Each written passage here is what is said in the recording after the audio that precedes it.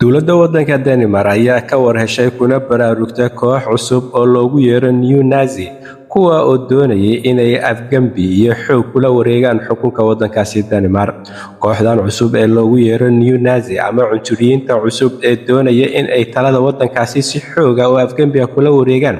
ayaa lagu soo waramayaa in ay yihiin koox abaabulan oo ishubeynayso doonaysana in ay xukunka waddankaasi la wareegto. Wargeyska ka soo baxa waddanka Denmark ee BT ayaa soo shaacbixiyay kooxdan iyo warbixinteeda isagoo sheegay in kooxdan ay yihiin group abaabulan kuna sheekaystaan xogahana isku weedaarsadaan aaladda Telegramka halkaasoo toddobaad walba ay ku yeeshaan kulan u gooni ah. Waxa uuna wargeysku intaa ku darayaa in kooxdan ay leeyihiin group furan oo ay uga munaaqashoodaan arrimaha ay doonayaan iyo talada waddankaasi sidii ay kula wareegi lahaayeen iyo qaabka ay u sii xoojin lahaayeen hub urursiga ay ku jiraan. Kooxdan ayaa lagu soo waramayaa in ay yihiin midigta fog ama cunsuriyiinta aadka u fog kuwa oo dhaliilsan qaabka ay Denmark hadda u shaqayso. Khabiirka dhanka argagixisada iyo ficiladooda ee waddanka Sweden Magnus Ranstorp ayaa sheegay in ay tahay wax aad looga naxo lagana walwalo maadaama ay jirto koox noocaas ah oo abaabulan iskuna diyaarinayso in ay wax si qarbudaad iyo huba kula wareegaan. Waxa uuna intaa ku daray khabiirkan in ay ku filantahay oo keliya hal qof oo go'aansada in uu wax kharibo isaga oo hubaysan ka waran ayuu yiri oo uu isweydiiyay haddii koox dhammaystiran ay u hub aruursanayaan ficilo noocaas ah oo cunsuriyad iyo sidoo kale faquuq ku dheehan.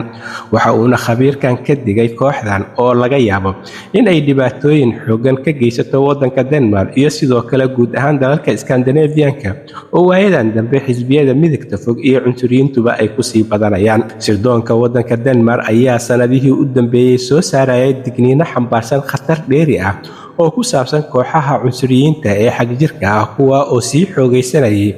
kuna jiray abaabul ay dareensanaayeen nooca uu yahay si aysan fahansaneen. Waxa ayna arrintan ku soo beegmaysaa iyada oo guud ahaan Yurub ay ku sii kordhayaan xisbiyada midigta oo awood ku yeelanaya iyo kooxaha cunsuriyiinta kuwa oo doonayo in ay talada wadamadaasi la wareegaan maadaama ay dhaliilsan yihiin habka iyo nidaamka hadda lagu shaqeeyo. Waxa uuna khabiirkan intaa ku daraya in kooxahani ay tahay in laga hortago maadaama ay abaabulan yihiin damacooduna uu yahay in ay talada waddankaasi la wareegaan ayna suurtagal tahay in ay jiraan kooxo badan oo nooca u abaabulan maadaama kooxaha midigta ee cunsuriyiinta ay ku sii xoogaysanayaan wadamadaasi. Digniinahan culus ayaa aad isu soo taraya waxa ayna hadda hay-adaha kala duwan ee amniga waddankaasi bilaabeen in ay baaritaano dheeri ah ku sameeyaan ka hortag iyo digniino culusna ka soo saaraan kooxahan abaabulan ee doonaya in ay talada wadamadaasi xoog kula wareegaan. Halka warka kiisa ugu doorkaroon uu idinkaga imaanayo waa Somali Voice in Norway ama codka Soomaaliyeed ee Norway